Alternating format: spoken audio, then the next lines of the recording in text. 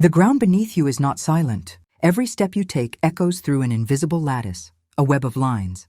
Currents and memories older than civilization itself. We build on it, we fight on it, we pray on it, but the earth never forgets. Across the planet, ancient builders aligned their temples, pyramids, stone circles, and cities along unseen paths, as if they could feel a hidden network humming beneath their feet. Today we call them ley lines. The ancients called them dragon paths, song lines, and spirit roads. And some still whisper, these grids were never just symbolic, they were power lines. The mystery of ley lines. The term ley line was coined in 1921 by Alfred Watkins, a British antiquarian who noticed that ancient churches, standing stones, and burial mounds often lined up in straight paths across the countryside. To him, they were ancient trackways, maybe old trade routes. But to dowsers, geomancers, and mystics, they were something more. Energy lines, currents of subtle force flowing like rivers under the ground. In China, they're called lung mai, dragon veins.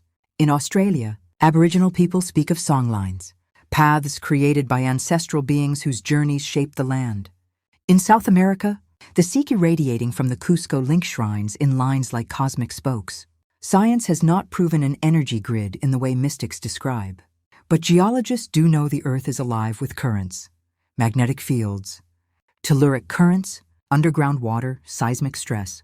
Many of the most sacred sites sit at the crossing points of these forces: fault lines, magnetic anomalies, high-energy ground. Ancient architecture on invisible lines. Look at a world map of sacred sites.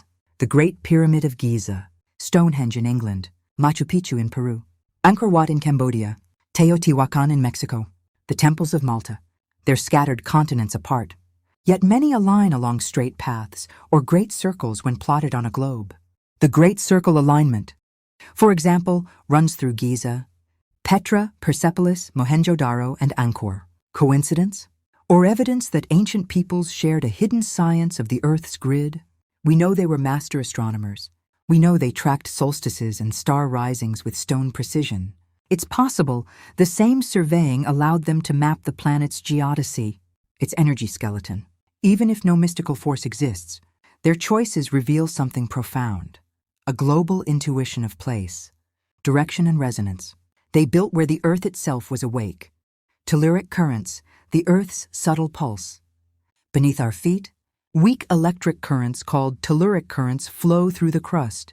Driven by solar wind, lightning strikes, and shifting magnetism, they move through conductive materials, minerals, water, and fault lines, like the slow heartbeat of the planet. These currents can influence compass needles, interfere with telegraphs, and even be measured with electrodes.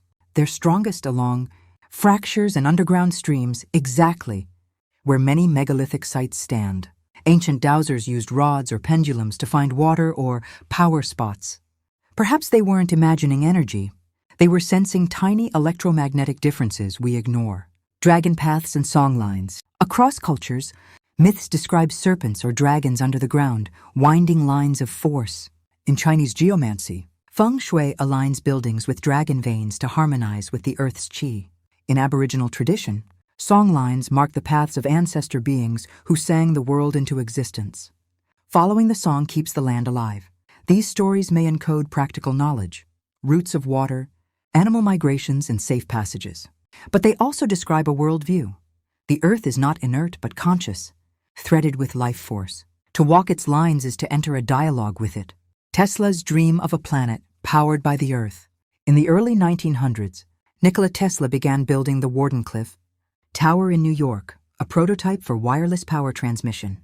He believed the Earth itself could conduct electricity, and that by tuning into its resonant frequency, we could send power anywhere without wires. His experiments with high-frequency currents produced spectacular effects, lamps lit at a distance, energy arcing through the air. But funding dried up, patents were lost, and the tower was demolished. Some say because it threatened entrenched energy empires. Tesla's writings echo the same intuition as the ancients. The planet is a living conductor. Find its frequency, and you can ride its current. The land remembers. Every thought, every ritual, every battle leaves a residue. Modern physics calls it hysteresis, materials holding a trace of past forces. Spiritual traditions call it imprint or contract, Ancient shamans believed trauma, blood, and intense emotion could stain a place just as surely as it stains a family. Conversely, prayer, song, and gratitude could sweeten the land, restoring balance. That's why sacred sites were purified before ceremonies. Why temples were oriented to the rising sun. Why bells, chants, incense, and flowing water were used to reset the field. Ghost grids, more than myth. If ley lines are the veins of the earth, then ghost grids are its memory. Old battlefields, mass graves, and abandoned temples. These become psychic hotspots, where the past lingers. Modern ghost hunters talk of residual hauntings. Geomancers speak of blocked chi. Science has hints of a mechanism. Magnetic anomalies where trauma occurred.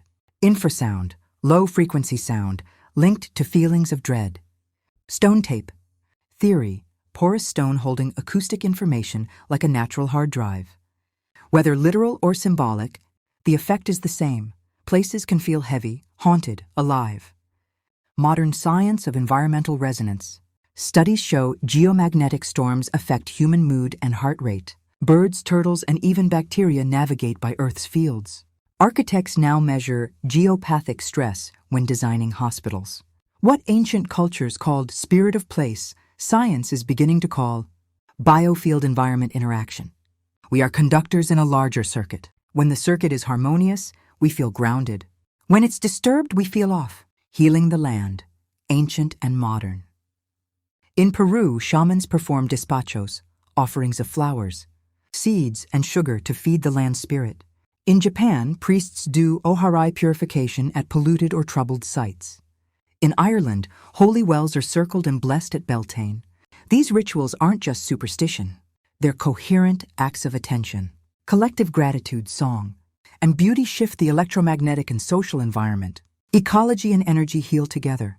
Modern earth acupuncture groups hammer copper rods into disturbed sites, plant trees, or hold sound baths at fault lines. It may sound esoteric, but even the simple act of planting native species restores microbial life, temperature, and magnetic, free energy versus free attention. People often ask, did the ancients tap these lines for free power? We don't yet have proof. What we do know is that attention itself is a kind of energy. Where human thought and ritual converge, the land responds, socially, ecologically, even electromagnetically. Nikola Tesla dreamed of sending electricity through the ground. Indigenous elders teach of sending prayer through the ground. Both are currents, one of volts, one of spirit. Your personal connection. You're not separate from the grid. You're a node on it. The same telluric currents moving under the stones move through your nervous system. You've probably felt it, standing barefoot on grass, touching a tree, hearing a chant echo in a cathedral. When you're sick or stressed, you become disconnected. When you ground yourself, breathe, and give thanks, you reconnect to the Earth's biofield. This is why pilgrimage exists. Walking the lines realigns the self. Practice walking the invisible roads. Here's a simple Valkyrie practice to reconnect with the grid. 1. Stand barefoot on natural earth. 2. Close your eyes, breathe slowly. 3. Visualize roots of golden light, descending from your feet into the core of the planet. 4. Whisper your name, then the name of your land, then thank you. 5. Feel any subtle currents, tingles, or calm rise through you. You don't need to find a special ley line. Every inch of earth is alive. Every step is an offering.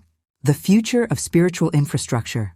As cities grow denser and technology saturates our fields, we're building a new layer of ghost grids, electromagnetic smog, data cables, wireless webs. Just as architecture can harmonize or disrupt the Earth's chi, our digital infrastructure can harmonize or disrupt our collective psyche. What would it look like to build cities as tuning forks, not batteries? To lay fiber optic lines like meridians, not scars? To place data centers on nodes of balance, not trauma? This is the new challenge, not just healing old ghost grids, but designing future ones with intention. The grid remembers us. The Earth is not an inert ball of rock. It is a living library of sound, number, and memory. Every temple, every chant, every step has been written into its skin. We inherit not only the trauma of our ancestors, but the trauma of our places. And we can inherit their beauty too, the songs, the alignments, the sacred care. To walk consciously, to speak with reverence, to build with harmony, these are not luxuries. They are how we co-create the grid our descendants will feel under their feet. Leave comments if you feel the hum of the ground beneath you. And know we need to come back to self. And subscribe to Valkyrie 338, where we don't just find the light.